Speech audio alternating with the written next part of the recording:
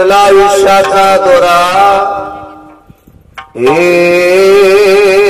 वाऊगा पसारा टाकून पळती रांना पुरे अंती होती पाठ मोरे अवघे सुखाचे सांगाती कोणी कामा नाही अंती टाकून पळती रांना पुरे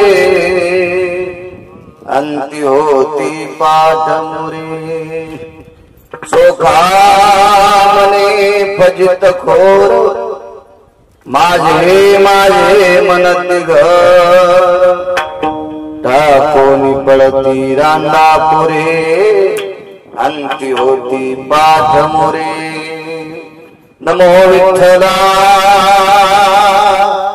राजया पांडुरंगा नमो रुक्मिणी माऊली ज्ञान गंगा नमो पुंडलिका नमो चंद्रभागा नमस्कार माझा रुक्मिणी पांडुरंगा पांडुरंगा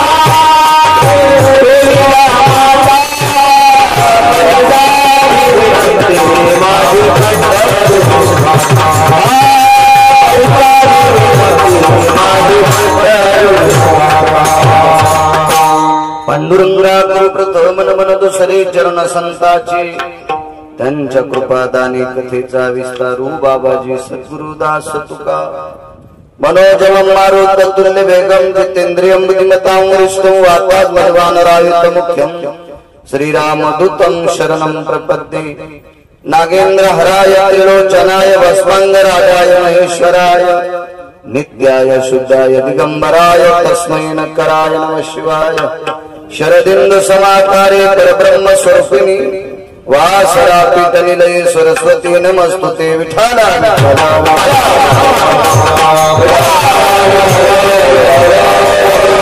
पावनाती भासती पंचानन समाना तया श्रोत्याचे आचरणी दाना साष्टांग नमन करीतसु वाद्यभूषित पावन तो प्रत्यक्ष अमरेंद्रा समान तयाची आचरणी दान साष्टांग नमन करीतसु आता गान गंधर्व देवता कोकिळ कंठ स्वर आराका जी कीर्तनी वैवासित लोका तयाची आचरणी नमन गा मददी सदसो परम विख्यात जोगान ब्रह्मयाचा सुत नारद जान नाम तितिक्षु तयाची आचरणी नमन गा जेने धर्मजित विलास बळी तो संभाजी जान नवारी कावतरला दयाची आकुळी तया छत्रपतीची आचरण कमळी साष्टांग नमन करीतसो विठ्ठल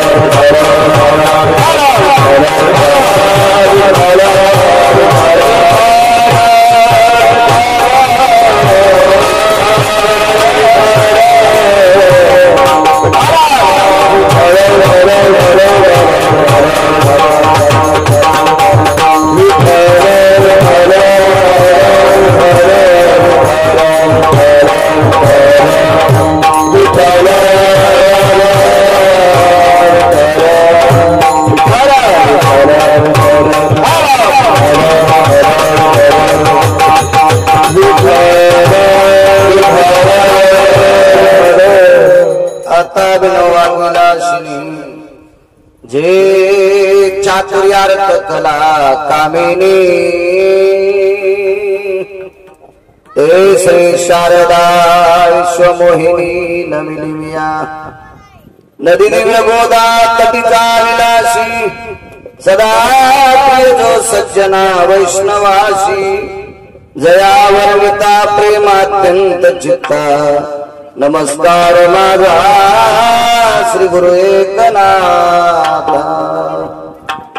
तुटला आयुष्याचा दोरा हिरवाऊगा पसारा टाकून पळती रांडा पुरे अंती होती पाठ मोरे प्रस्तुत प्राप्त प्रसंग निवडलेला अभंग विश्वमान्य विश्वभूषण विश्वाधिकार विश्वप्रिय देवमान्य शास्त्रमान्य संत शिरोमणी चोखोबाराय यांचा प्राप्त प्रसंगी निवडलेला अभंग विठ्ठला विठ्ठला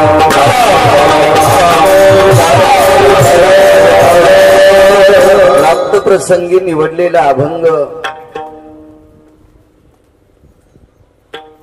चोखोबारायांचा आहे। या अभंगाद्वारे चोखोबाराय नमूद करतात ज्या दिवशी आयुष्याची माळ तुटत असते त्या दिवशी जगातला कुठलाही डॉक्टर त्याचं काही चालत नसते। तुटला आयुष्याचा दोरा हिरवा उगा पसारा त्याच्याकडे काय श्रीमंती असेल त्याचं वैभव किती मोठा असेल त्याला समाजात लोक मानत किती असतील त्याला पद किती मोठा असेल त्याला काय हे काही विचारलं जात नाही। ज्या दिवशी आयुष्याची माळ तुटते त्या दिवशी हा सगळा पसारा त्याचा पसारा ठरतोय। 100-200 कोटीचं घर असेल तरी पोरं त्या घराच्या छतावर जाळीत नाहीत। लक्षावधी लोक त्याला मानित असतील गेल्याच्या नंतर पेटवायला मशानभूमीत माणसं येत असतील पण उडी कोणीच हालीत नाही मशानात। एरवाऊगा पसारा ज्याच्यासाठी आपण सर्वस्व केलं ती सुद्धा टाकून पळती रांडा पोरे अंती होती पाठ मोरे जिच्या सोबत आपण 7 फेरे मारले ती धर्मपत्नी एखाद्या वेळेस रडेल दुःख व्यक्त करील अट्टहास करील फार मोठा आक्रोश करील पण ती सुद्धा काही करू शकत नाही। नाना प्रकारचे सायास करून आपण मुलांना संपत्ती कमवून ठेवतो ते सुद्धा टाकून पळती रांडा पुरे अंती होती पाठ मोरे। शेवटच्या कडव्यात चोखोबाराय नमूद करतात एवढा असतानाही माणसं माझं माझं म्हणतात चोखा मने फजित खोर माझे माझे म्हणती घर बांधू नका असं म्हटले नाही महाराज नका त्या जो रांडा पोरे सुखे बांधा माझ्या घरे नका त्या जो रांडा पोरे। बायका पोरं हाकलून द्या घर पेटून द्या असं महाराज म्हटलेच नाही फक्त शेवटपर्यंत लागतील म्हणून सांभाळायचे आपलेच म्हणायचे नाही। हा साधा सोपा सरळ अभंगाचा अर्थ। विठाला विठाला मोठ्या श्रद्धेने मोठ्या अट्टहासाने मोठ्या असीम प्रयत्नाने आजचा हा प्रथम पुण्यस्मरणाचा कार्यक्रम स्वर्गीय कैलासवासी सत्यलोकवासी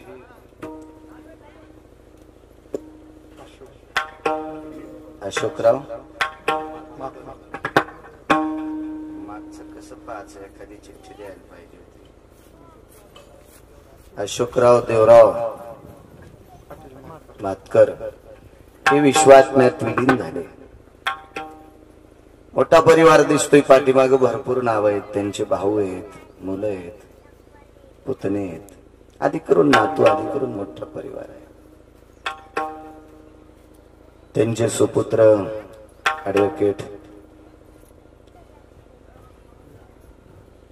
काय नाव त्यांचे नारायणरावजी हे सारखे संपर्क करत होते।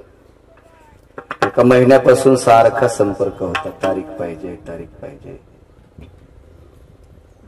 योगायोगाने मलाही येण्याचा योग आला. निहेरे नावाचं गाव, निहेरी गंगापूर निहेरी. आले सगळे नेहऱ्या करून.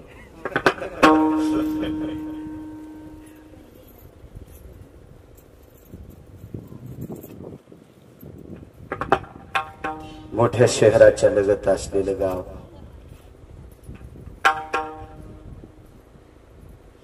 औरंगाबादला छोटीशी मुंबई म्हणता येईल.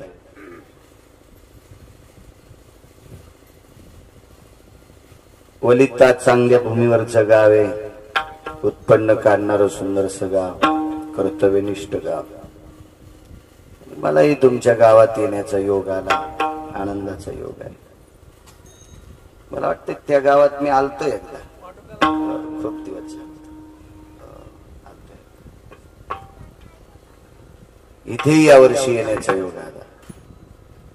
3007 गावं आजच्यानं माझी पूर्ण झाली महाराष्ट्रातली. वेगळंच म्हणावं लागेल ना गाव, थोडस ग्रामपंचायत जरी असले तरी पण. मृदंगाचार्य गोड विनयकरी महाराज आमचे आप्पा महाराज आहेत, त्यांची संस्था इथं, त्यांनाही धन्यवाद. आसाराम महाराज आदी करून सर्व आमचे तोडकर. देवावर श्रद्धा असणारी व्यक्ती, नोकरी व्यवसायात आहेत पण देवावर श्रद्धा आहे. बऱ्याच लोकांना जरा जरा पैशाची गंड आल्यावर देव सुचत नाही, हातपाय टेकल्यावर मग देव सुचतो. पोरं रट्टे द्यायला.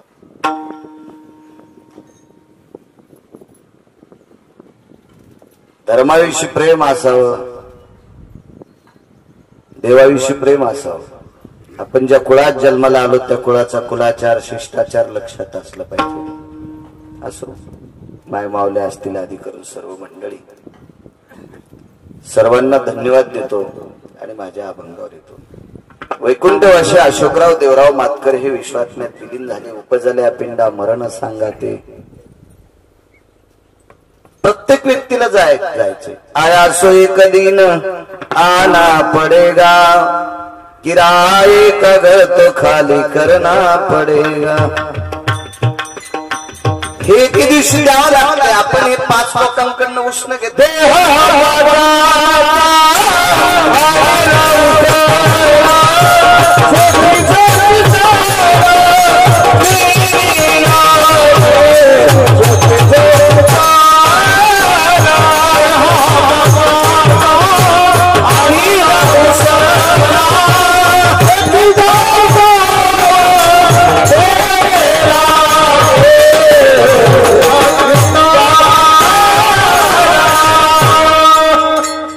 लोकांकडनं उष्ण घेतले. उष्णी वस्तू परत करावी लागते. हे शरीर 5 याच्यातले सगळे पंचतत्व आहेत. पंचतत्वाचा गोंधळ केला एकी ठाई मेळ. हे शरीर पंचतत्वापासून बनलेलं आहे. प्रत्येकाला एके दिवशी समर्पित करावं लागते, किती मोठा असो. एक म्हणे माझ्याकडे इतकं मोठं पद आहे, इतकं मोठं पद आहे. का तू मरणार नाहीस? तुलाही मरावं लागेल एके दिवशी. जगातली फार मोठी मोठी माणसं गेली, तुलाही जावं लागेल एके दिवशी.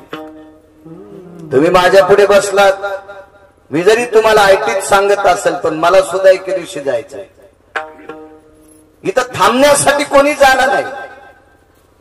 आयुष्याची मर्यादा मोजून दिलेली, तोलून मोजून दिलेली. एक चक आहे, छोटासा कागद आहे आयुष्याचा, चिठ्ठी आहे, पर्ची आहे. फक्त त्या आयुष्याच्या मर्यादेची जी चिठ्ठी आहे ती फक्त एकाच व्यक्तीला कळती, त्याचं नाव EM आहे. मला वाटतं आता आधुनिकता पैसे काढायला ATM मधून सुविधा निघाली.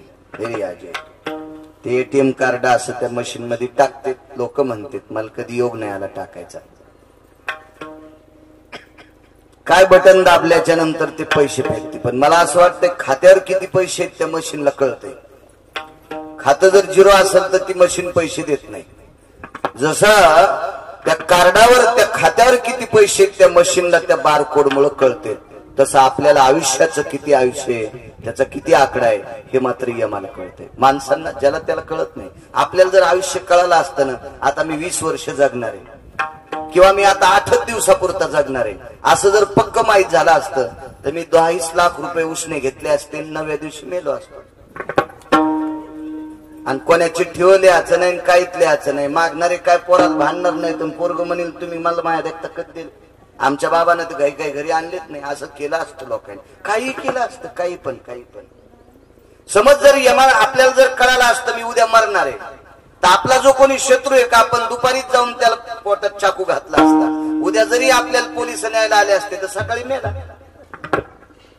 हे अनुचित प्रकार घडले असते. म्हणून पंढरपुरातला मालक इतका हुशार आहे, त्याने ही गोष्ट कोणाला कळून दिली नाही आतापर्यंत. कपाळावर ललाटीचे लिहिले, हे लिहिले कपाळावर, लिहिले हे काही केल्यानं मोडत नाही. पण ज्याच्या कपाळावर लिहिले त्यालाही कळत नाही, त्याच्या शेजाऱ्याला कळत नाही, ते फक्त यमाला कळते.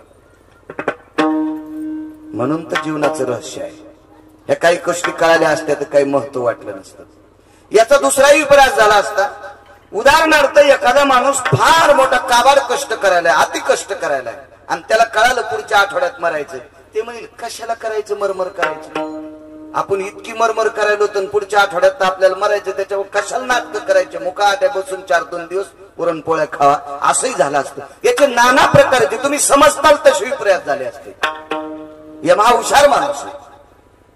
त्याला आतापर्यंत पंढरपुरातल्या मालकानं कोणाला कळू दिलं नाही आयुष्याची मर्यादा किती, थांबता नाही आलं कोणालाच.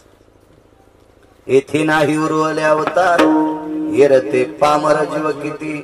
ज्यानं सृष्टी सांभाळण्यासाठी अवतार घेतलाय त्याला थांबता येत नाही. तुमची आमची काय कथा आहे, प्रत्येकाला जावं लागते.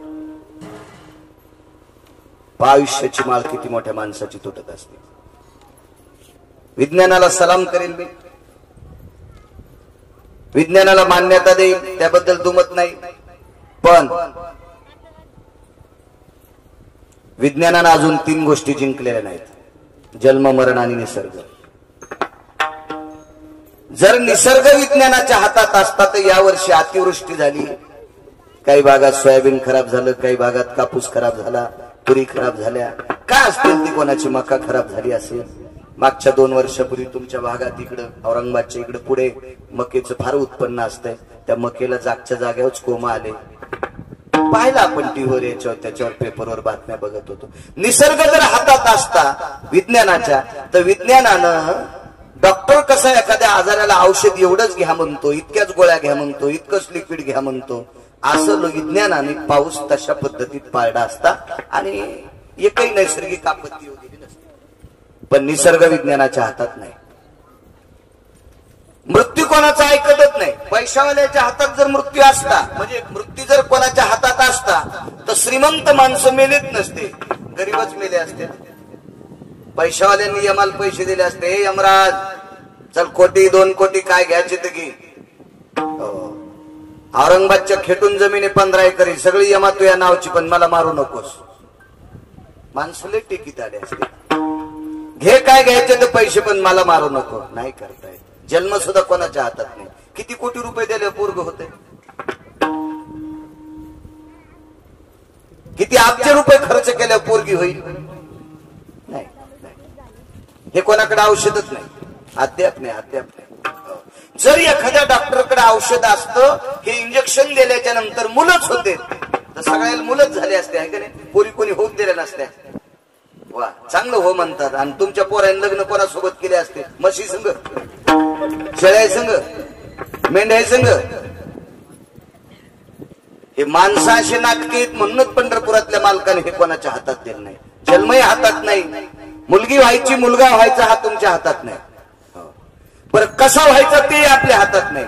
ठीक आहे, सुंदर व्हायचा का सावळा व्हायचा का दिव्यांग व्हायचा हे सुद्धा आपल्या हातात नाही. ठीक आहे, मुलगा किंवा मुलगी सुंदरच व्हावी असं जर एखाद्या डॉक्टरकडे औषध असतं, तर डॉक्टरांना काळी पोरं झाली नाही का, डॉक्टरांना दिव्यांग लेकरं झाली नाही का, डॉक्टरांना सावळी मुलं झाली नाही का, डॉक्टरांना विद्रूप मुलं झाली की नाही का. हे हातातच नाही कोणाच्या, हे सगळं त्याच्या हातात आहे.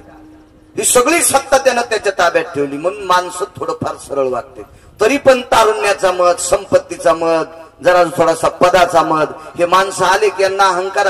गंडल आलं की गंडल खाली बसू देत नाही. आणि गंडल 2-4 जागे येत असतात. एक काखेत येत असते, एक जांगेत येत असते, एक मांडीला येत असतं. काखेत आलेलं गंडल हात माग पुढे करू देत नाही, जांगेत आलेलं चढू देत नाही, आणि मांडीला आलेलं बसू देत नाही. हे अहंकाराची गंडल येतं. आणि हे अहंकाराची गंडल लवकर फुटतच नाही. डॉक्टरकडे गेल्यावर ते पिकायचं औषध देते. मग ते पिकल्याच्या नंतरही 10-5 दिवस ते सगळे कपडे भरीत राहते ते गंडल. हे गंडल माणसाला आल्यावर माणसं मोजित नाही. पण आयुष्य एके दिवशी मर्यादित आहे, जावंच लागते. ज्या व्यक्तीचं पुण्यस्मरण आहे ती व्यक्ती विश्वात्म्यात विलीन झाली. आपल्याला सुद्धा एकेदी जायचंय. आजा मेला पंजा मेला बाप मेला, देखत देखत ना तू पण तोही कैसा झाला. आतापर्यंत किती लोक गेलीत आपली, आपल्या पाठीमागची, ज्यानं त्यांना आपोआपला विचार करायचा. आपल्याच पूर्वजातली आपल्या किती किती किती मोठी पूर्वज गेली. त्या अनुषंगानं वैकुंठवासी अशोकराव देवराव मातकरे विश्वात्म्यात विलीन झाले. ऍडव्होकेट नारायणराव मातकरे हे त्यांचे चिरंजीव आहेत. मी मगाशी बोलून गेलो, ते संपर्क करत होते. मलाही धावपळ असल्यामुळे मी नाही म्हणत होतो. आमचे तुकाराम गिरगावचेच आहेत. त्या दिवशी रवी शेठच्या मेडिकलवर वकील साहेबांची त्यांची भेट झाली. आग्रह केला, मला येण्याचा योग आला. बघा किती मोठ्या माणसांच्या आयुष्याची माळ तुटते. हिमालयाच्या पायथ्याला एक दिव्य अशी गंगा आहे.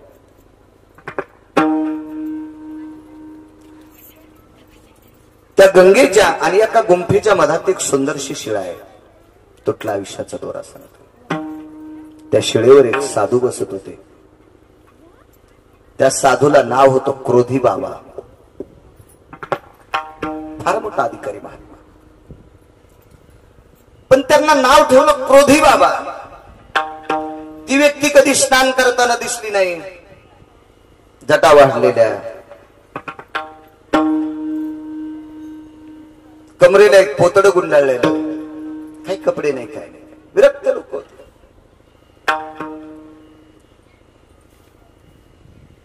आंध्राला एक पोतड होत. फारच काही घ्या वाटलं तर अंगावर एक पोतड. त्या गुंफेत दुसरं काहीच नव्हतं.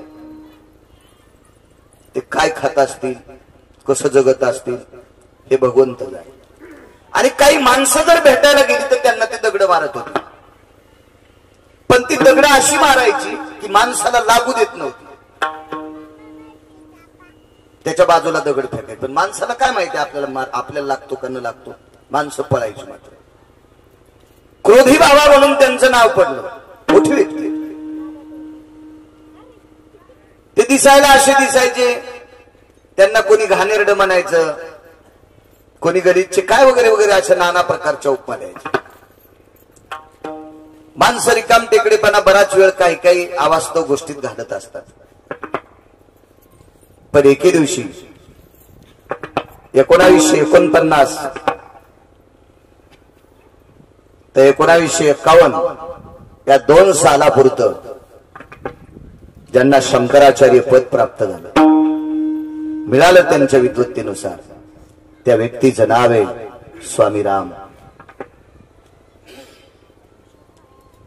हे 2च वर्ष शंकराचार्य, करवीर पीठाचे शंकराचार्य. हे 2च वर्ष का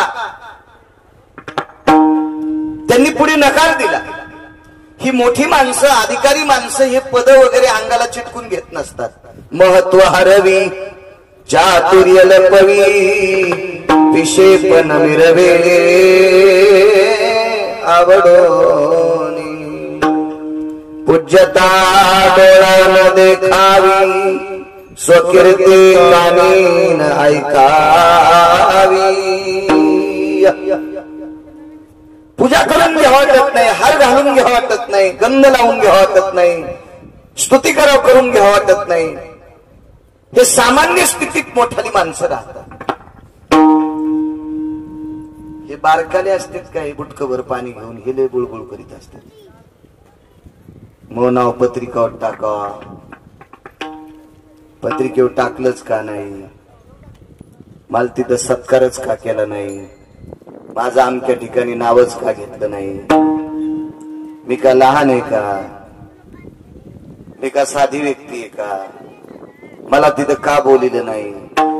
आमक्या उद्घाटनाला मला बोलिलंच कस काय नाही? हे तुम्ही आम्ही जी माणसं आहेत का संकुचित विचाराचे, आपण हा विचार करतो. मोठ्या माणसांना करत नाही या गोष्टी. असं कधी ऐकायला भेटलं का तुकोबारायनं त्या काळात अमक्या अमक्याचं उद्घाटन केलं? असं ऐकायला भेटलं माऊली महावैष्णव ज्ञानोबारायने त्या काळात एखाद्या श्रीमंत माणसाच्या घराची वास्तू करीत असताना रिबीन कापायला ते होते? या माणसाला गरजच नव्हती, थोडक्यात काही गरज नव्हती. स्वामी रामांनी विचार केला नकोय पद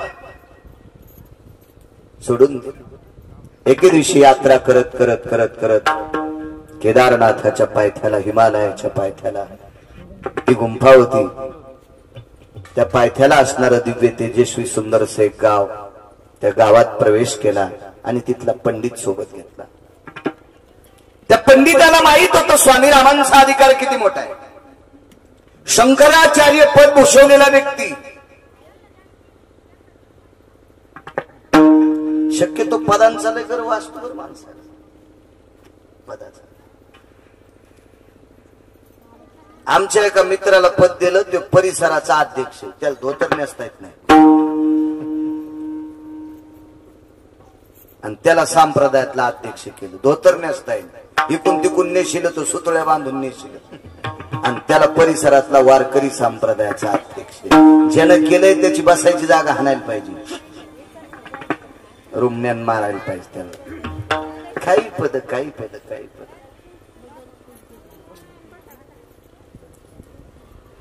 स्वामी रामांनी सांगितलं पंडितजी आपल्याला त्या गुंफेत जायचं. त्यांनी सांगितलं होतं पागल महाराज आहे, तो मूर्ख महाराज आहे, तो नालायक आहे, नाना प्रकारच्या पद आहे, तो गलिच्छ आहे, घाणेरडा आहे, तो क्रोधी आहे, तो दगड मारतोय, तो आंघोळ करीत नाही, अशा नाना प्रकारच्या तो पंडित पदव्या देत होता. अवास्तव. स्वामी रामांनी सांगितलं पंडितजी चलिए आप जाएंगे बोले. पोहोचले तिथे. तिथे पोहोचल्याच्या नंतर स्वामी रामांना बघितल्याच्या नंतर शिळेवर बसलेले क्रोधी बाबा खाली उतरले आणि स्वामी रामांच्या हातात हात दिला. कडकडाटून गळ्याला मिठी मारली. हे पंडित ते विचारच करू लागलो, अरे बापरे, दगड मारणारा साधू स्वामी रामांना आलिंगन देतो, याला काय माहिती स्वामी राम काय? 4-2 शास्त्र वाचले म्हणजे पंडित सांगत असतो. ह्या वर्ष श्राद्धाच्या पुण्यतिथीच्या कीर्तनात तर मुद्दाम सांगत असतो, आपण सगळे बसलेले उभे, मी कॅमेऱ्यावाले सगट,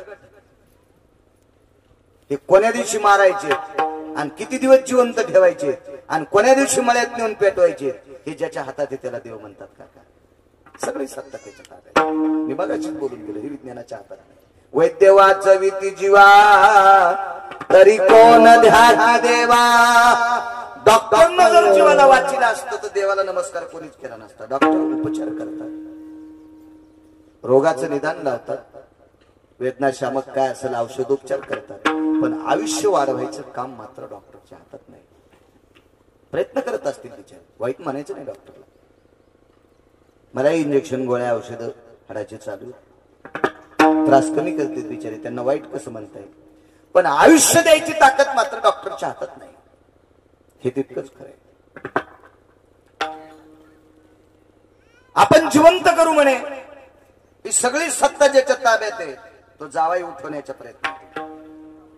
पण या 7व्या अवतारातल्या मालकाला ज्याचं फार मोठं सहकार्य लाभलं, ज्याची मदत लाभली, ज्याच्यामुळे गोड असा सगळा वनातला प्रवास झाला, असा एक संन्यासी होता.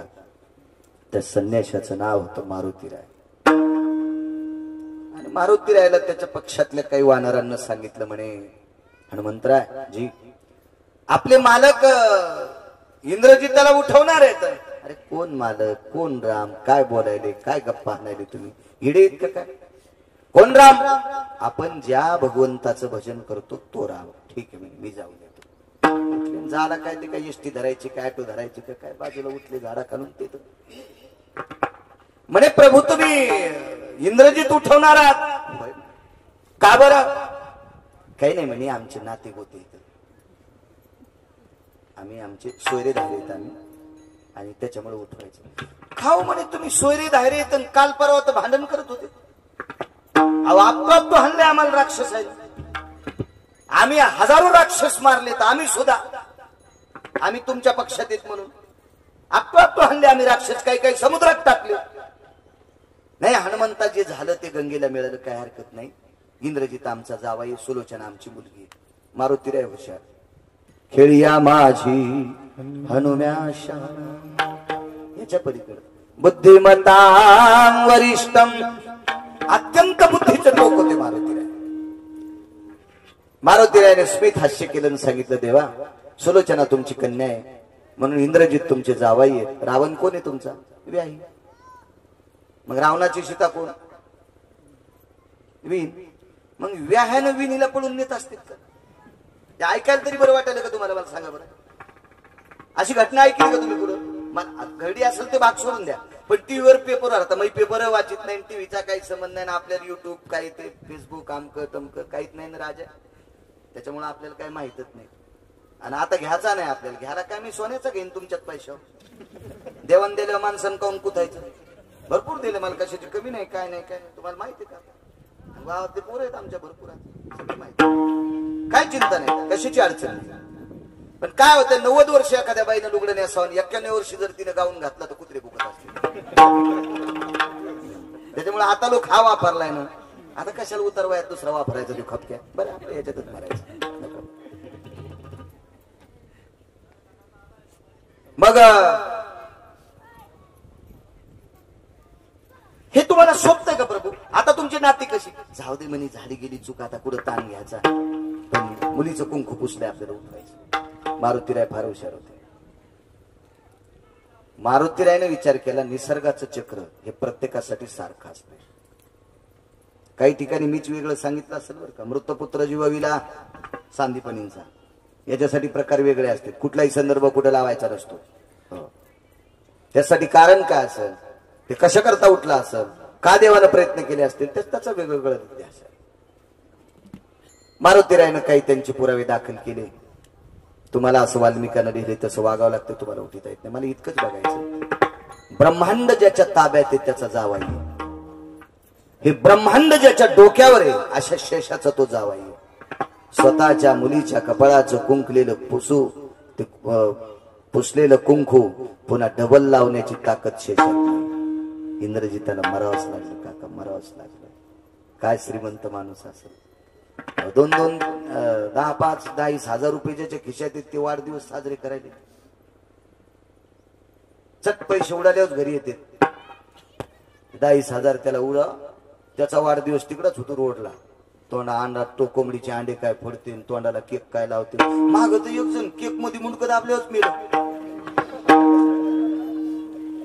ही काय पद्धत आहे? त्याचं इतकं तोंड त्या केक मध्ये दाबलं की त्याचा श्वासोश्वासच बंद झाला. जागेच मेलं म्हणून.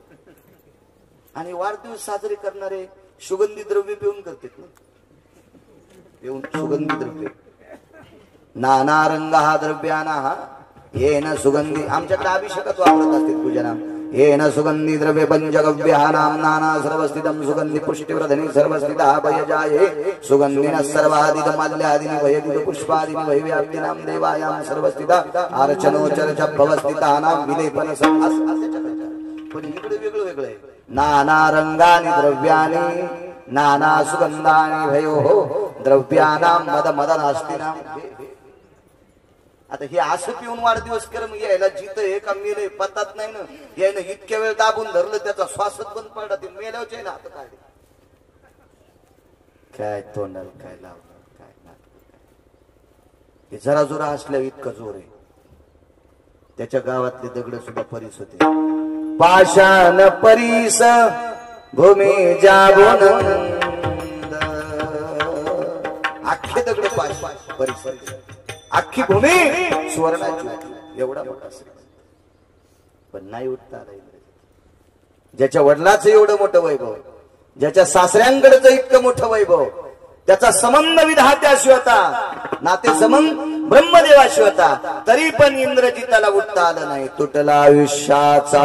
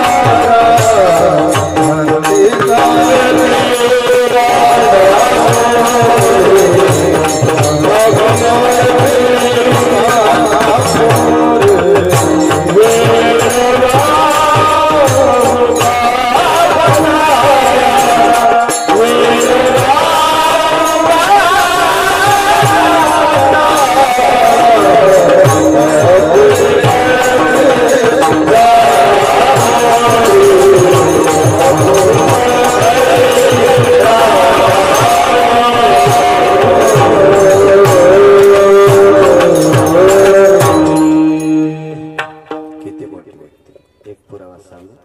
पूर्णविराम.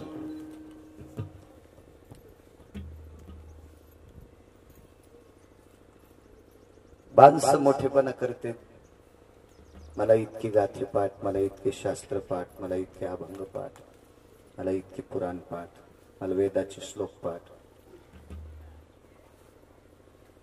आपण मनानं चांगल चिटकून घेतो. खर तर त्या योग्यतेच्या आहेत का आपण ते तपासलं पाहिजे. मी मगाशी बोलून गेलो, ज्या पदव्या असतात ना छोट्या असतात. मला मागे एक पदवी टाकत होते कोणते काका, हरिभक्ती परायण भागवताचार्य. ठीक आहे, भागवत सांगतो ठीक आहे. बाळू महाराज गिरगावकर शास्त्री. अरे म्हणलं कशाला चुकीची पदवी टाकता, मी शास्त्री नाही ना, कशाला टाकायची पदवी. मला कधी कळालं मी शास्त्री नाही म्हणून, मला हौस वाटू लागली. बरं झालं मला शास्त्री पदवी टाकायला. पण ज्या दिवशी पत्रिका रस्त्यात पडली, कुत्र्याला लघवी आली. कुत्र्यानं लघवी करता करता लघवी बंद केली, त्या पत्रिकावर केली नाही. मी त्याला विचारलं का नाही, म्हणला पदवी खोटी. मला बोललं कुत्र, बोलते मला कधी कधी. नाही म्हणे बाळू महाराज, तुम्हाला जी शास्त्री पदवी लावली का ही चुकीची आहे, आणि म्हणून मी चुकीच्या ठिकाणी मी सुद्धा लग्न करीत नाही, असं कुत्र म्हणलं मला. मग कुत्र्यांना कळतंय पदव्या खोट्या येतात, चुकीच्या येतात, तर दोन दोन पायाच्या कुत्र्यांना कळालं पाहिजे आपण चुकीच्या पदव्या लावून नाही घेतल्या पाहिजे.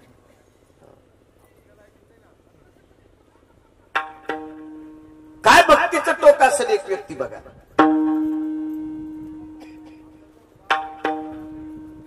त्या व्यक्तीचं नाव होतं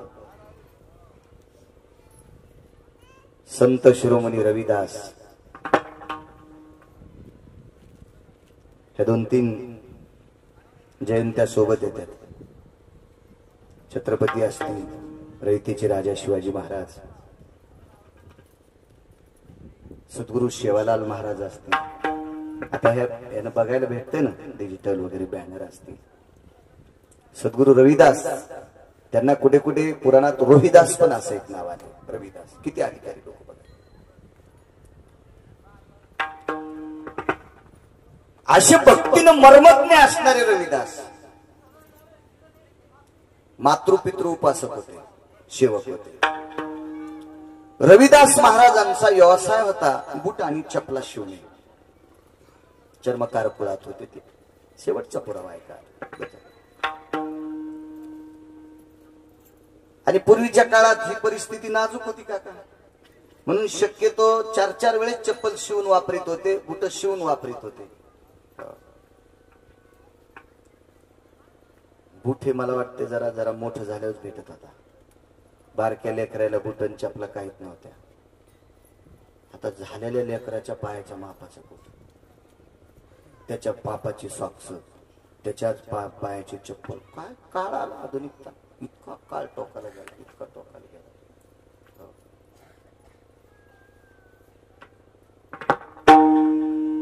काळ जसा होता, आता लोकांचं वैभव आलं, आपल्या कोण पोटात डबा उठाव हो द्या, काय करायचं आपल्याला, काही विषय नाही. पण आजही काही जुनी माणसं असतील, झोपताना दिवा इझून झोपत होते. रॉकेलच्या चिमण्या होत्या त्या टिपटिपे. आपल्याला जास्त दिवस रॉकेल पुरावं याच्याकरता सगळी जेवण खावणं झाली की एखादी कोणी म्हणजे हे दिवा मालीला करे, मालीला का म्हणजे विजीला का, ते दिवा इझून झोपत होते. काळ होता, परिस्थिती होती.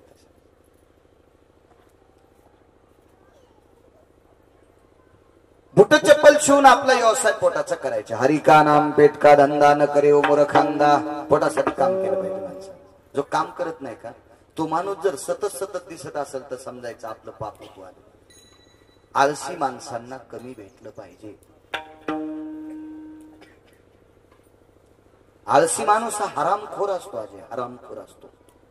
व्यसनीपेक्षा आळशी घातक असतो.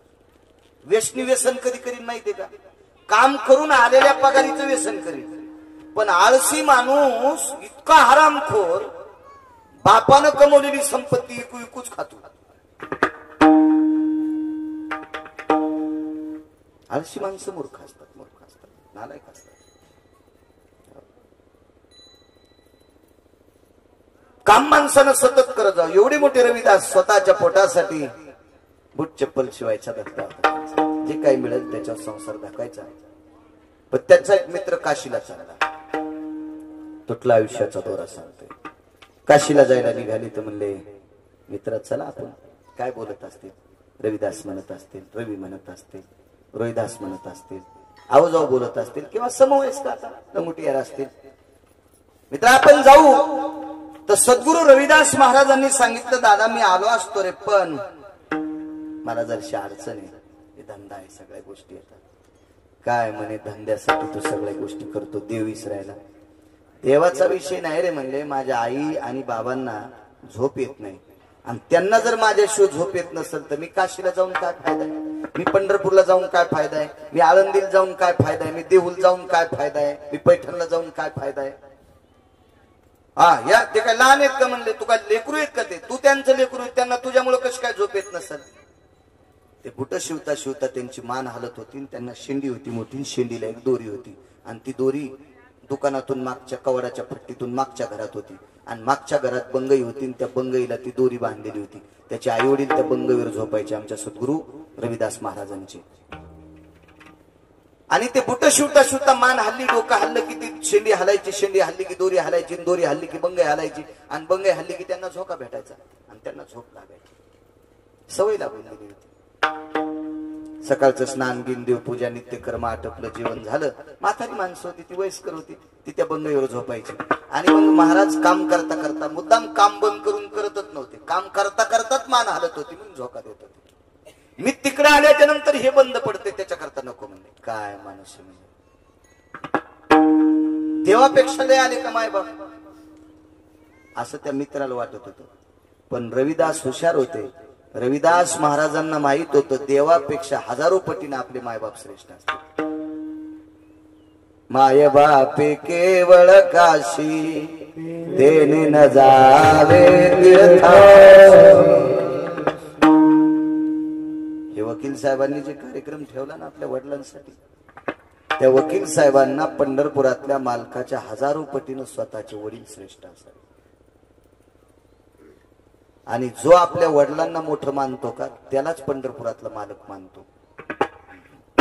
माय बापाला न मानणाऱ्या व्यक्तीला पंढरपुरातला मालक, काशीतला मालक मानतच नाही. सकल तीर्थाची दुरे जे का जाण माता पितरे. 350 गंगेची ताकद आई वडिलांना असते. शक्ती त्या माय बापाला फार मोठं टोक आहे. नाही म्हणे मी येऊ शकत नाही. आई बाबाने विचारलं कोणाला बोलतो रे रवी? बाबा आई माझे मित्र काशीला चालले, 2 मिनिटं बोलून घे. आईनं त्याच्या मित्राला, आमच्या रविदास महाराजांच्या मित्रांना बोलून घेतलं. काशीला चाललास तू? हो. आणि मुलाला सांगितलं हे रवी, जी आई तुझ्याकडे काही आहे का रे? आई एका श्रीमंत माणसाचा जोडा सांडला. जोडा म्हणजे बुटन, सांडलं म्हणजे शिवणं. बुट शिवलाय. पै आली, पै पै, खडका, दमडी, कवडी, आडका, लाल पै, डबल पैसा असे पैसे होते फार जुना काळ. एक पै आलेली म्हणे, ती दे बरं. ती पै घेतली रविदास महाराजांच्या आईनं आणि ते त्यांच्या मित्राच्या हातावर टाकली. बाबा याचे पांढऱ्या रंगाची फुलं काशी विश्वनाथाला समर्पित कर. शंकराला पांढरी फुलं आवडतात. देऊन टाक म्हणजे एवढी फुलं देवाच्या पिंडीवर समर्पित कर. आणि पुन्हा सांगितलंय रवी द्वारा देऊन टाक रे. आता रविदास महाराजाकडे द्वारा कोणता होता? बुट शिवायचा. या गुंडीतला द्वारा उकारला आणि 2 वो द्वारा देऊन टाकला. वो गुंडाळला असा त्या पैला.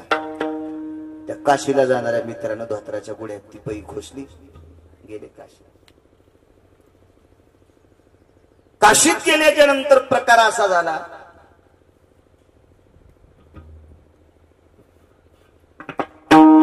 स्नान घेऊन सगळं आटपलं, नित्यनेम आटपला. भगवान शिवजीच्या दर्शनाकरता, विश्वनाथाच्या दर्शनाकरता ही व्यक्ती चालली. रस्त्यात फुलाचं दुकान होतं.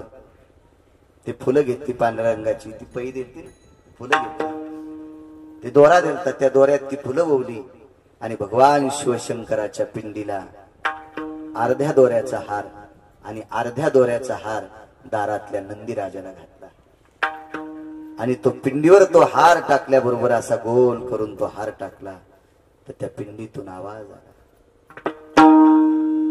आयुष्य गेलं काका पुजाऱ्याचं, अजून पिंड बोललीच नव्हती. आज कोण आहे बघितलं ते एका वारकऱ्याला बोलते.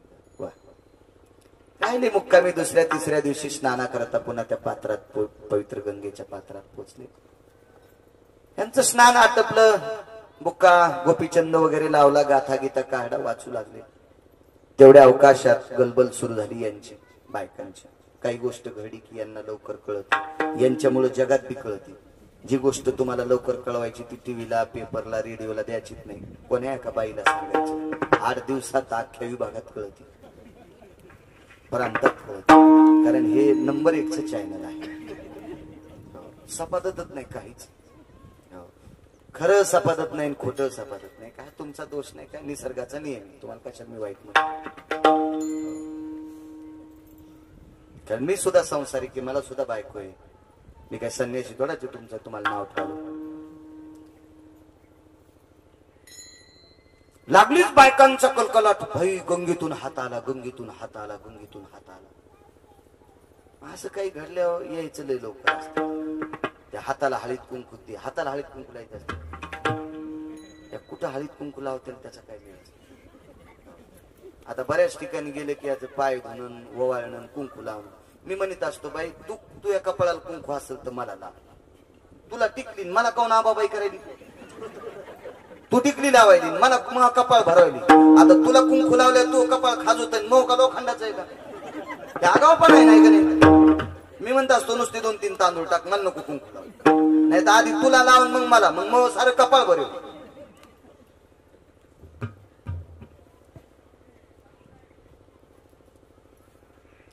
एका व्यसनमुक्ती केंद्रावर मला बोलिलं 5 मिनिटं बोलायला.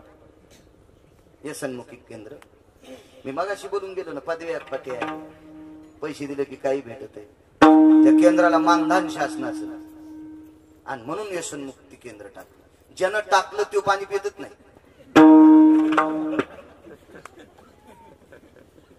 आणि त्या व्यसनमुक्ती केंद्राच्या उद्घाटनाला गिरगावकर कार्यक्रमाचे प्रमुख उपस्थिती पाहुणे. काय पाप तू आलं म्हणलं बाळ्या तू.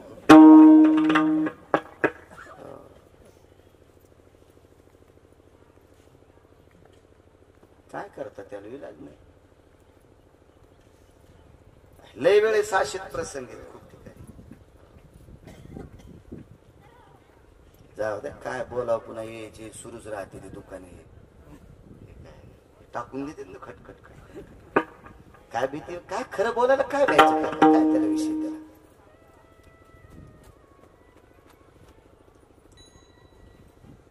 मला एक वाक्य फार अंतकरणाला भिडलंय. मागे 1 महिना होऊन गेला असेल त्या माऊलीला. ज्या बाईनं आमच्या पोरायला एक मोबाईल आहे, त्या अभ्यास निघले होते ना घरी बसून करायचे. त्या आमच्या लेकरायनं ते मला पिक्चर दाखिला, जरा 10 मिनिटच बघायला भेटला. वैकुंठवाशी सिंधुताई सपकाळ. त्या माऊलीचं एक वाक्य लय पडलं. या देशात पदवी जरी भेटत असेल तर जिवंतपणी भेटतच नाही. आणि जिवंतपणी ज्याला भेटतात त्याच्या 70% खोट्यालाच भेटतात. पुरस्कार काय असतात, काय त्या माऊलीचं कार्य, काय त्या संसाराची व्यथा, काय लहानपण, काय लग्नाची अवस्था, काय तारुण्यातली अवस्था, आणि काय जीवन जगली ती माऊली. ह्या अशा स्त्रिया देशासाठी साध्वी येतात, साध्वी येतात. हो, हजारो महाराजांच्या पलीकडच्या स्त्रिया आहेत त्या. हो, हजारो समाजकार्यांच्या पलीकडचं कार्य स्त्रियांचं. काय लेकरं सांभाळायचे, काय अनाथाच्या मुली सांभाळायच्या, काय अनाथाची लेकरं सांभाळायची, काय त्यांची 1-2 भाषणं ऐकली मी संस्कृतीच्या बाबतीत. काय गोड सांगतात, किती गोड, किती गोड, किती गोड. हजारो पदव्या शासनानं अशा लोकांना द्यायला पाहिजे, हजारो पाठ थापतायला पाहिजे अशाची. काय होतं माहितीये का, दिवसभर उभाटे आऊत हाणायचं काका. आणि 5 वाजता बैलाच्या गळ्यातलं जोत काढताना बैलाचं नाव घेऊन जर थाप टाकतील त्याच्या पाठीवर तर बैल शेपूटवरी करतो. म्हणजे एखादा माणूस जर चांगलं काम करीत असेल, एखादी स्त्री जर चांगलं काम करीत असेल तर शासनानं त्याला पुरस्काराची थाप द्यावा, म्हणजे जेणेकरून ते पुन्हा चांगलं करत राहील. असे गोड पुरस्कार भेटले पाहिजे चांगले, खऱ्यानं खऱ्या.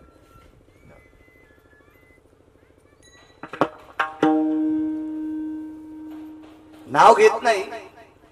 आप्पा महाराज एका माणसाला पद आहे संप्रदायातलं, वारकरी संप्रदायातलं, आणि त्याच्याकडं शेळ्या सांभाळायला. बोकडे कोणाला गेले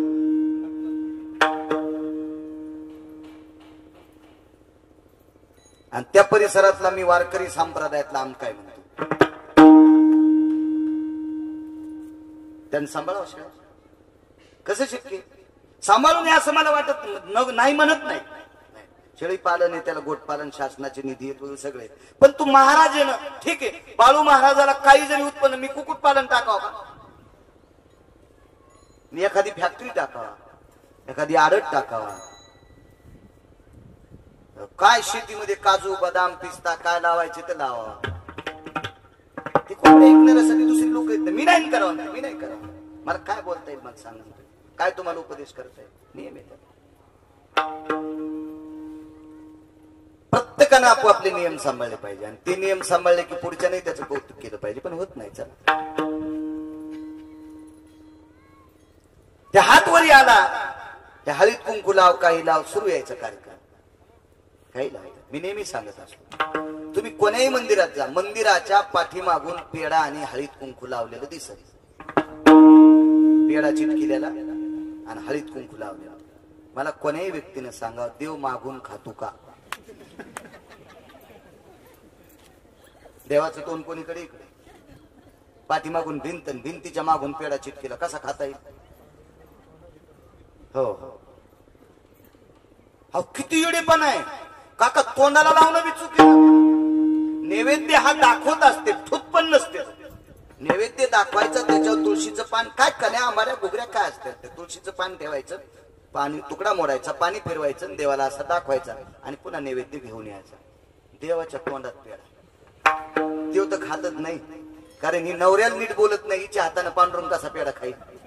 आणि उलट त्या सगळ्या मुंग्या त्याच्या तोंडात. त्या पेढ्यामुळं गोल चिटकी त्या आणल्या, पेढा चिटकी त्या आणल्या. मंदिराच्या मागूनचे पेढा चिटकी त्या आणल्या, हळीत कुंकू मागून लावत्या. संक्रांतीच्या दिवशी तिळगुळ इकून लाडू लावला पाहिजे. इकून काय काय लाडू, काय काय खाल्ला की रूमनच आणायचं. काय लाडू ते म्हणे इकून नाही, इकून नाही. तू मंदिरात कसा इकून लावायची, तुला इकूनच खायचा, आणायचंच रूम. चुकीच्या गोष्टी काही काही बी नियम. ज्ञानोबराय तुकोबरायच्या राज्यातल्या लोकांनी पांचट नियम पाळायचे नाही. पांचट नियम नाही, त्या नियमाला किंमत नाही. सात्विक सदाचार शास्त्राने सांगितलेली, पुराणानं सांगितलेली, वेदानं सांगितलेली अनुकरण आपण करायचे. काही करते, काही करते. होय, आजचं काही काही लोक जेवत नाहीत. मी वर्ष श्राद्धाचं खातच नाही. धाब्यावाल्याची बिल देईनच तू. आणि त्या धाब्यावर त्यानं तुला काय कापून खाऊ घातलं याचा मेळ नाही. ते कोण्या दिवशी कापलेलं आहे त्याचा मेळ नाही. आणि माणसाने माणसासाठी जीवन जगलेल्या, आपण प्रत्यक्ष ज्या माणसाला निरोप दिलाय त्याला पेटून दिलंय आणि त्या माणसाच्या वर्ष श्राद्धाचं खात नाही. नालाय की खोरपडी धरितो तू. याच्या अंगाचा वास घेतल्यावर ढवळ्या कोंबड्यासारखा येतो आणि ते म्हणतो मी श्राद्धाचं खात नाही. सुगंधा नदीत बुडवायला पाहिजे, वरून जेसीबी घालायला पाहिजे. नालाय का कुठून सांगतो तू शास्त्र. ठीक आहे, नियम असतील, मी ते धाब्यावर होत नाही नियम काका. पण येती योगी जपी तपी अनुरागी कोणी असेल त्यांच्यासाठी नाही. तुम्ही आम्ही भरकी माणसं आहे, आपण सामान्य माणसं आहेत, गावातली माणसं आहेत, 4 लोकात वावरणारी माणसं आहेत. आपण कुठलेही नियम डोक्याचे बांधून गुड घ्यायला नाही, डोक्याचे सोडून गुड घ्यायला बांधायचे नाही. काही हो, एक जण काशीला गेला म्हणला आपण कपात चहा पित नाही. म्हणलं बुटात पितो का? कपात पित नाही, कशात बुटात पितो. तू काशीला गेला काय नवलाची गोष्ट आहे? काय दिवा लावला असतो काशीत जाऊन? ज्याच्या संघ गेला त्याचे पैसे दिले नाही आणि तरी म्हणतो मी काशी केली. तो दुसऱ्याची काशी केलीस काशी आहे. आणि तू काय बुटात पित नाही कशात पित नाही काय नाटकच.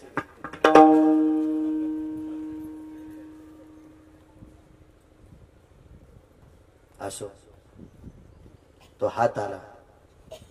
कोणते काका काय काय टाकलं नसेल देवजाने त्या हातात.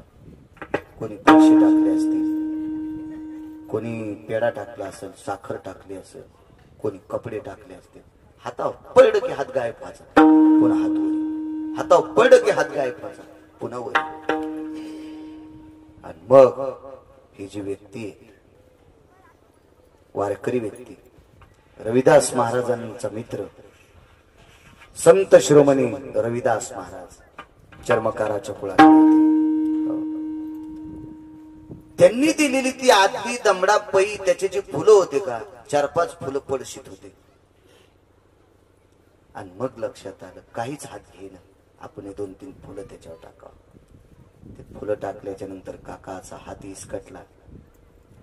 त्या हातानं फुलं घेतले, हात मिटला आणि हात अदृश्य झाला. सगळी लोक त्या वारकऱ्याकडे पाहत होती. साधं धोतर आहे, साधं शर्ट आहे, साधी निमस्ती, गोपीचंद लावलेला आहे, फेटा आहे, पतड्याची वळकटी आहे, साधा व्यक्ती. आपण पैसे टाकले तरी घेतले नाही, फुलं टाकल्यावर घेतले. त्या वारकऱ्याच्या त्या दिवशी लक्षात आला फुलं आपल्या हाताने घेतली असतील, पण फुलं तर पैशाचे रविदास महाराजांचे होते.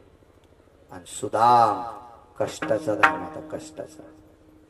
बुट चपला शिवून मिळलेली पैसे होते, बुट चपला शिवून मिळलेली पैसे होते.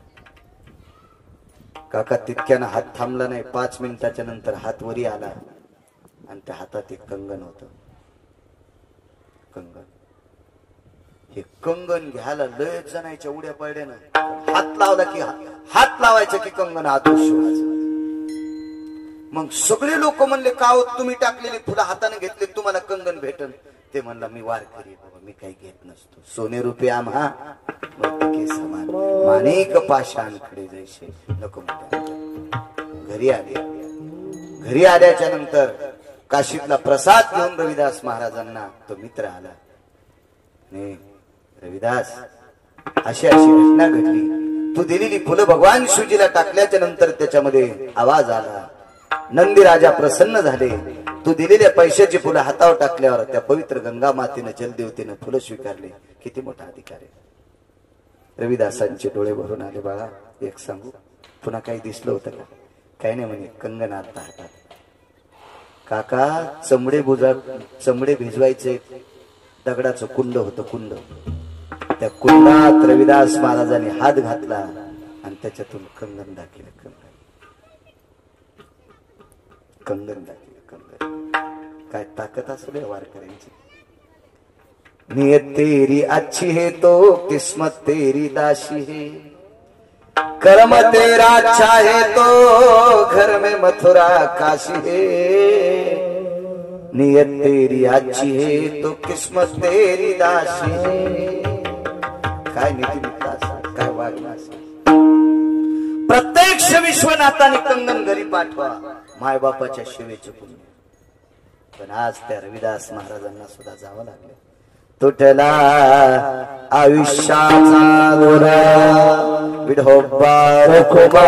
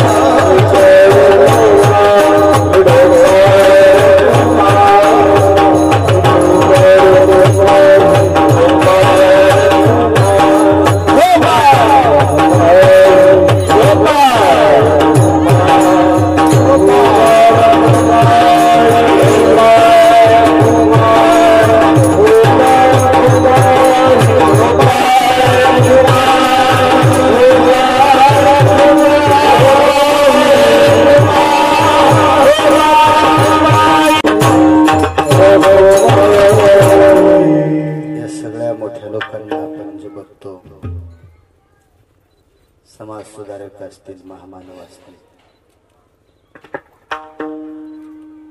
मी ज्या संप्रदायाच्या नावानं भाकरी खातो त्या संप्रदायातले थोर संत असतील, का प्रत्येकाला जावं लागतं. त्या अनुषंगाने वैकुंठवाशी, कैलासवाशी, सत्यलोकवाशी, गोलोकवाशी अशोकराव देवराव मातकर हे विश्वात्म्यात विलीन झाले. प्रत्येकाला जायचे. त्यांच्या आठवणीचा सोहळा, स्मरणाचा सोहळा, ज्यांनी आपल्याला लहानाचं मोठं केलं, संस्कार केले, शिकवलं, या विश्वात जगण्याचा अधिकार दिला, आपल्यावर कृपेचं पांघरून घातलं, असं गोड गोड गोड अशा प्रकारचं आपल्यावर संस्काराचं, कर्तव्याचं, निष्ठतेचं गोड असं सूत्र जुळून दिलं. असे वडील आपल्यातनं गेले, काही केल्या ते तर परत येऊ शकत नाहीत. कापुराचे कलेवर घातला करंडा, शेकी नवरे उंडा पावया, किंवा शरीराची होय माती, कोणी न येते सांगाती, सारी अवघी कामे खोटे, अंती जाणे मसनवटी, किंवा झाला प्रेत रूपा शरीराचा भाव, लक्ष्यला ठाव स्मशानी.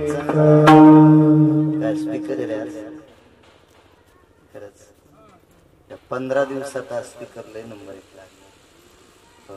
पण आज तर काय काय स्पीकर नंबर 1 आणि हे संपताना ऐकायला आले होत ना. कधी कधी असं होत काय काय.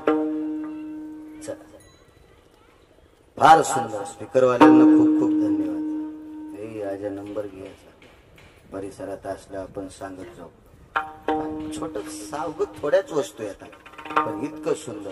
काहीचा ट्रक भर पसारा, पण त्याला म्हणावं लागतं आवाज वाढेल. ते म्हणलं पुण्याला आभाळ आले, माझ्या साऊंड सिस्टीमला सर्दी झाली.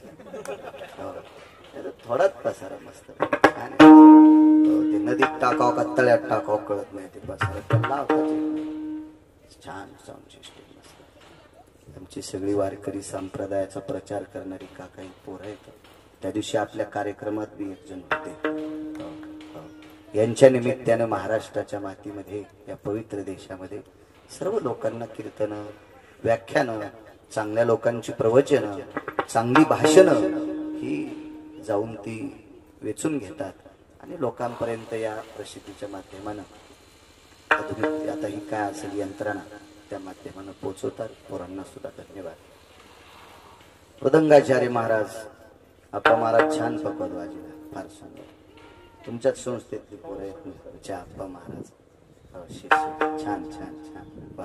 औरंगाबाद सारख्या शहरात वारकरी संप्रदायाची गोड अशा प्रकारचे विद्यार्थी घडवण्याचं काम आमचे आप्पा महाराज करतात. आमचा फार जुना मित्रपण आहे. फार विनेकरी छोटे बाबा असणारे आमचे छोटे बाल वारकरी आसाराम महाराज असतील, आमचे तोडकर, ते लय पाठ ऐक नाही तुकाराम. इतका अभ्यास, माणूस साधा पण खूप खूप खूप खूप म्हणजे पुराणाचा याचा त्याचा अभ्यास, आवड. सर्वांना धन्यवाद. आज गावातली बरीच मुलं काका आली, सकाळून लवकरच गेली ड्युट्याला आणि मग कीर्तन ऐकण्याच्या निमित्तानं पुन्हा आली. सर्वांना धन्यवाद. आदरणीय सन्मान्य ॲडव्होकेट नारायणराव मातकर हे अशोकरावांचे सुपुत्र आहेत. न्याय व्यवस्थेत काम करतात, वकील आहेत. ते हे सगळं काही पुण्याईनं माणूस मोठं होत असेल ते वाडवडिलांच्या पुण्याईनं. मला म्हणले, मी युट्यूबवर कीर्तन ऐकत होतो, मला असं वाटलं की आमच्या बाबांच्या पुण्यतिथीला बाळू महाराज असावे. नंबरही सापडला त्यांना कुठून तरी, सारखा फोन करत होते. पण हे प्रवासामुळं माणूस टाळतं. काका मला एकच बायको आहे, त्याच्यामुळे मी काही शहाणपणा करीत नाही. कुठं ताण घ्यायचा. मागे एकदा वाचलो, आता देवानं आयुष्य दिले ते हिशोबात जागा तर काय. ते खूप त्यांनी सारखा सारखा फोन करत होते. मलाच लाज वाटली, एक व्यक्ती आपल्यासाठी इतकं आदरानं काय. चला, योगायोगाने मला येण्याचा योग आला. तुकाराम, आपले रवी शेठ सारखे सारखे संपर्कात राहिले. योग आला. पुन्हा धन्यवाद. निधियां निधिपदे गवगवतिं भूषं भूषणानां जज्ञिरेण सर्वस्थितानां जायते न कृदुञ्जनो यक्षति किन्नर गन्धर्वाति न लोकपालति कृपालाय चारुतिहासं परमहंसाः सकलजना भजन्ति हिरण्यश्राद्धो कागश्राद्धो शङ्खश्राद्धभयजायन्ति वैकुण्ठाधिपतय नमः कैलासाधिपतय नमः सप्तमवासपतय नमः गोलोकाधिपतय नमः हिरण्यमुद्रां वयजायते आप्ते श्रीभवती कीर्ति नारायणो नागवली भवति दुर्शान्तिर्वयजायो कृष्णेर्वयतविरापसुराकारन्दिच्छन्दः सप्तं चन्दन सकलकुलाति जवाग्रजाय समर्पयामि अंगुष्ठादिस्नानभयो अंगुष्ठादिस्नानभयो अंगुष्ठादिस्नानभयो उत्तम वैदति व्याधसुतायां देशायां भारतदेशे काश्मीरेषु महाराष्ट्रेयां हिन्दुतलावल सकलतिराजां ज्योतिः वयस्यो भयदति कुलवर्षान्तिर सकलशान्ति भयजाया सव्याप सव्यं सकलचिदापशान्तिर्भयभयजायन्ति अशोकरावशर्मण्यो अशोकरावशर्मण्यो अशोकरावशर्मण्यो इदन्नमम पिण्डभया कल्याणि भयाज्ञनो रक्तं पुष्पं समर्पयामि रक्तभयदति चन्दनो यतो भयाभयजायन्ते इतरं तृप्तिरशान्तिजना इतरं तृप्तिरशान्तिजना इतरं तृप्तिशान्तजना नमः पार्वते पते हर हर हर महादेव। थोडासा पितृदेवांचा आशीर्वाद वकील साहेबांना, त्यांच्या बंधूंना, त्यांच्या काकांना, पुतण्यांना या पितृलोकांचा आशीर्वाद प्राप्त हो आणि त्या आशीर्वादावर गोड अशा प्रकारची कर्तव्याची गंगा ज्या ज्या क्षेत्रात या कुटुंबातले मातकर कुटुंबातले व्यक्ती वावरत असतील त्या त्या क्षेत्रामध्ये त्यांना गरुड झेप मिळो, उंच भरारी मिळो अशी पितृलोकांच्या चरणी प्रार्थना करतो। शेवेला पूर्ण राम ज्ञानेश्वर